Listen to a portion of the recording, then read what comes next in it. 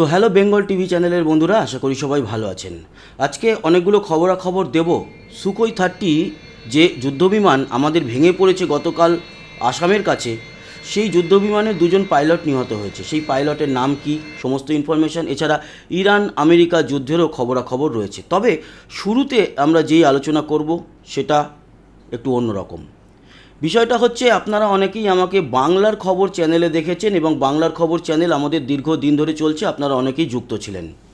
এবার বাংলার খবর চ্যানেলটি কেন বন্ধ হলো, দেখুন, আপনাদের জানানোটা আমার দায়িত্ব। তার কারণ আপনারা সেখানে আমার সাথে জুড়ে ছিলেন, এখানেও জুড়ে যান, কিন্তু তার আগে আমি আমার দিক থেকে জানাই বাংলার খবর চ্যানেলটি কেন বন্ধ হয়েছে।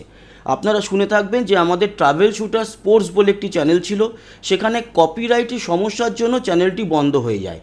কিন্তু আমি জানতাম না যে ওই একই অ্যাডসেন্সে থাকলে, গুগল অ্যাডসেন্সে থাকলে লিঙ্ক করা অন্য চ্যানেল সেগুলোও বন্ধ হয়ে যাবে।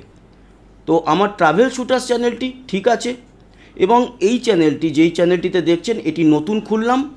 এবং স্পোর্টস চ্যানেল তো আমরা আগেই শিফট করে নিয়েছি, নাম দিয়েছি স্পোর্টস বাংলা, সেখানে মোটামুটি লোকজন আসছেন, আপনারা দেখছেন।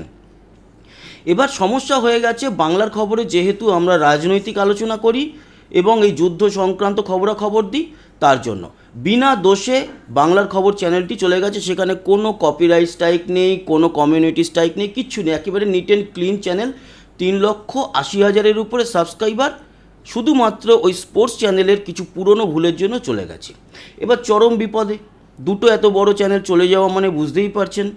তো সেক্ষেত্রে কাজ করে যেতে হবে, আপনাদের সাথ লাগবে।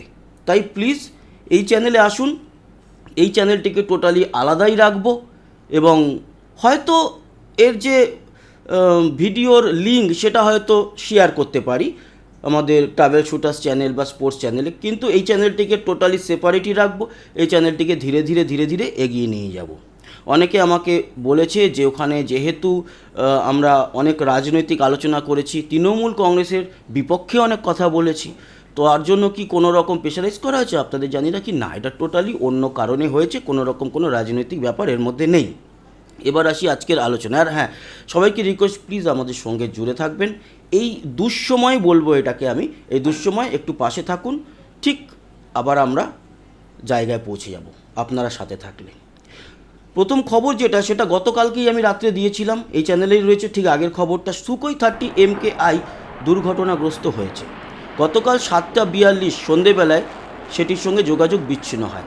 7:20-25 নাগাদ উড়েছিল জোরহাট থেকে। ওড়ার পরে যেটা দেখা যায়, তার সঙ্গে প্রথমে একবার সিগন্যাল ব্রেক হয়, তারপর আবার যোগাযোগ হয়। 7:42 নাগাদ সেটির সঙ্গে একেবারে যোগাযোগ বিচ্ছিন্ন হয়ে যায়, আর তার যা রাডার সিগনেচার সেটাও হারিয়ে যায়। আজকে অবশেষে সকালেই জানা গিয়েছে দুজন পাইলট মৃত। তারা এজেক্ট বাটন চিপেছে নাকি চিপতে পারেনি, সেটা এখনও পর্যন্ত ফুললি ক্লিয়ার নয়। দুর্ঘটনার কারণ পরবর্তী সময়ে জানা যাবে, কেন এই দুর্ঘটনা হয়েছে তার নিশ্চয়ই ব্ল্যাক বক্স চেক করা হবে। এবং মেডে কলও আসেনি বলে শোনা যাচ্ছে। যখন পাইলট ক্ষতিগ্রস্ত হয়, এই ধরনের সম্মুখীন হয়, মেডে কল দেয়, তো মেডে কলও দেয়নি, ফলে আচমকা কিছু দুর্ঘটনা ঘটেছে বলেই বোঝা যাচ্ছে। তাতে এজেক্ট করার মতো মনে হয় সময়টাও পায়নি। দুই পাইলট যারা মারা গেছেন তারা হচ্ছেন স্কোয়াড্রন লিডার অনুজ এবং ফ্লাইট লেফটেন্যান্ট পূর্বেশ দুরাক্কার। এবার অনেকে বলবে একটি ফাইটার জেট তো ধ্বংস হয়েছে, তাতে দুজন কেন?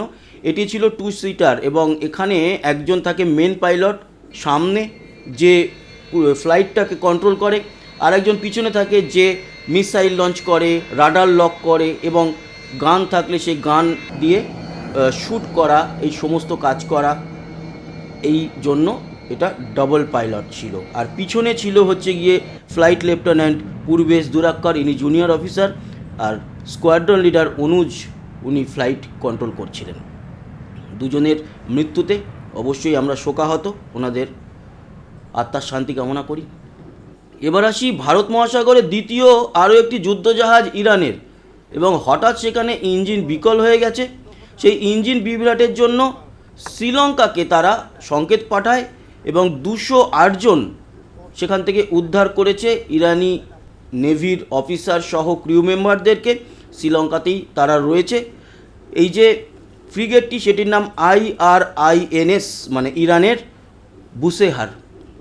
অনেকেই মনে করেছিল হয়তো এবার দ্বিতীয় জাহাজ, যেরকম ডেনাকে ডুবিয়ে দিয়েছে আমেরিকান সাবমেরিন, এবার হয়তো জাহাজটিকেও ডুবিয়ে দেবে, কিন্তু না, সেরকম ঘটনা ঘটেনি। ইঞ্জিনের বিভ্রাটের জন্য সেটি সংকেত পাঠায় এবং তাদেরকে উদ্ধার করা হয়েছে। জাহাজটি আপাতত যেই জায়গাতে ছিল সেখানেই রয়েছে, শ্রীলঙ্কার খুব কাছাকাছি রয়েছে, তবে ভারত মহাসাগরেই রয়েছে সেটি। সেখানে কোনো মেম্বার এই মুহূর্তে নেই। এটা একটা আতঙ্কর থেকেও হয়েছে বলে মনে করছে অনেকে। এখন পরবর্তী সময় কথাবার্তা বলে তারপরে হয়তো শ্রীলঙ্কা যাবে, কিংবা ভারতীয় নৌসেনা যাবে, গিয়ে সে জাহাজটিকে টো করে, বা টো কী বলা হয়, জলের মধ্যে দিয়ে আরেকটি জাহাজকে যেভাবে নিয়ে আসা হয়, সে জাহাজটিকে হয়তো নিয়ে আসবে, এরকমটা শোনা যাচ্ছে। এবার আসি পরের খবর। ইরানের স্কুলে মৃত্যু মিছিল, দায়ী আমেরিকা। একটা ভয়ঙ্কর ছবি এসছে, এই ছবিটা দেখুন, দেখতে পাচ্ছেন? এটা হচ্ছে ইরানের কবর দেওয়া হচ্ছে, এক প্রকার গণকবর। আর এই যে কবর দেওয়া হচ্ছে, এখানে ম্যাক্সিমাম স্কুল ছাত্র, মনে করা হচ্ছে প্রায় 500 থেকে 600 স্কুল ছাত্রছাত্রীর মৃত্যু হয়েছে এবং ছাত্রের সংখ্যা সেখানে বেশি। তার মানে এক প্রকার একটা জেনারেশনের কোমর ভেঙে দেওয়া হলো। এই দায় কিন্তু আমেরিকার, এই দায় ডোনাল্ড ট্রাম্পের, ব্যক্তিগত দায়ও খানিকটা, কারণ এর আগে কোনো প্রেসিডেন্ট এতটা উচ্ছৃঙ্খলতা দেখায়নি। এই মৃত্যুগুলো না হলে কি ভালো হতো না? তাদের শত্রুতা হয়তো ছিল এই আয়াতুল্লাহ খামেনির সাথে, ইরানের গভর্নমেন্টের সঙ্গে, তাদের আর্মির সঙ্গে, কিন্তু এই শিশুগুলো, এই ছাত্রছাত্রীগুলো কি অন্যায় করেছিল? আগামী ভবিষ্যৎ কিন্তু আমার মনে হয় ক্ষমা করবে না। তবে এরকম পাপ আমেরিকা এর আগেও করেছে। হিরোশিমা নাগাসাকি, সেখানে যখন পরমাণু বোমা বর্ষণ করেছিল, তখন সেখানেও তো প্রচুর ছাত্রছাত্রীও ছিল। তাই এই পাপ তারা করেই আসছে। এই পাপের এক্সটেন্ডেড ভার্সান আরও একটি আমরা দেখতে পেলাম। এবার জানাই আবুধাবির বিমানবন্দরে বিস্ফোরণ, ইউএইতে দেশ জুড়ে সতর্কতা, এবং ইউএই গভর্নমেন্ট বলছে দুবাইতে যে কোনো সময় মিসাইল আছড়ে পড়তে পারে, মিসাইল হামলা চালাতে পারে ইরান। তার জন্য দেশবাসীকে তারা সতর্ক করেছে এবং বলা হয়েছে মোটামুটি বেশি রাস্তাঘাটে না বেরোতে, যতটা সম্ভব নিজেদের আবাসস্থলেই থাকতে। পুরো দুবাই শহর জুড়ে একটা লাল সতর্কতা জারি রয়েছে। এখন ইউএই, তাদের পর্যাপ্ত সেনাবাহিনী নেই, তারা সম্ভবত আমেরিকার দিকেই ঝুঁকেছে এবং আমেরিকা ইসরায়েলের সঙ্গে মিলে ইরানকে তারা সাহায্য করবে, এরকমটা জানা যাচ্ছে। আর দুবাই বলেই দিয়েছে আমেরিকা ইসরায়েলের যুদ্ধ বিমান তাদের এখানে রানওয়েতে ল্যান্ড করে সেখান থেকে তেল নিয়ে যদি ইরানে হামলা চালায়, আক্রমণ করে, তাহলে তাদের কোনো আপত্তি নেই, তাদের সায় রয়েছে। ফলে ইরান শুধুমাত্র আমেরিকা বা ইসরায়েল নয়, এদিকে ইউএই, কাতার, বাহরিন, সৌদি আরব সবারই কিন্তু বিরুদ্ধে লড়ছে। আসি আজকের এই ভিডিওর শেষ খবরে। আপাতত 30 দিন রাশিয়ার তেল কিনতে পারবে ভারত, অনুমতি ট্রাম্পের। অনুমতি দেওয়ার আগেও কিনতো, এখনও কিনছে, আবারও কিনবে। আসলে বিষয়টা হয়েছে, এই তেল কেনার অনুমতি দিচ্ছে যেহেতু ইরানের দিক থেকে হরমুজ প্রণালী দিয়ে ভারতে তেল আসছে না, আর ভারতে তেল না এলে আমেরিকারও বিপদ। কেন জানেন তো? আমেরিকার সঙ্গে কিছুদিন আগে একটা চুক্তি হয়েছিল, ভারতের 10 বছরের চুক্তি, সেখানে লজিস্টিক সাপোর্টের চুক্তি হয়েছিল। বলা হয়েছিল যে আমেরিকার কোনো যুদ্ধ জাহাজ, যুদ্ধ বিমান যদি ভারতে আসে, সেখানে তাদের লজিস্টিক সাপোর্ট দিতে হবে। শোনা যাচ্ছে যে মাঝে মধ্যে আমেরিকার বেশ কিছু যুদ্ধ জাহাজ আসছে কোচি বন্দরে, গোয়া বন্দরে, সেখান থেকে লজিস্টিক নিচ্ছে এবং তারা আবার ইরানের দিকে যাচ্ছে বা বিভিন্ন আক্রমণ চালানোর দিকে এগোচ্ছে। ফলে এই যে তেল নিচ্ছে, লজিস্টিকের মধ্যে তো তেলও পড়ে, তেল, খাবার। তো বুঝতে পারছি হরমুজ প্রণালী বন্ধ হলে ভারত তেল পাবে কোথায়? আর ভারত তেল না পেলে আমাদেরকে দেবে কি করে? আমাদের এতগুলো এয়ারক্রাফট ক্যারিয়ার, এত ফ্রিগেট, এত ডেস্ট্রয়ার, এত সাবমেরিন চলছে, তার জন্যই এই ছাড়। কিন্তু এই ছাড়ে ভারতের কিছু এসে যায় না। এখন দেখা যাক ভারত কোন দিকে এগোয়, কারণ গতকালকেই খামেনির মৃত্যুতে শোক জ্ঞাপন করেছে।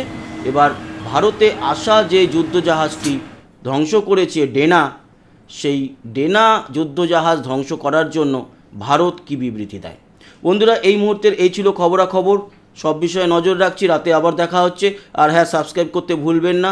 আপনাদের হেল্প দরকার, এই চ্যানেলটিকে একটু এগিয়ে নিয়ে যাওয়া দরকার। সবাই ভালো থাকবেন। টাটা।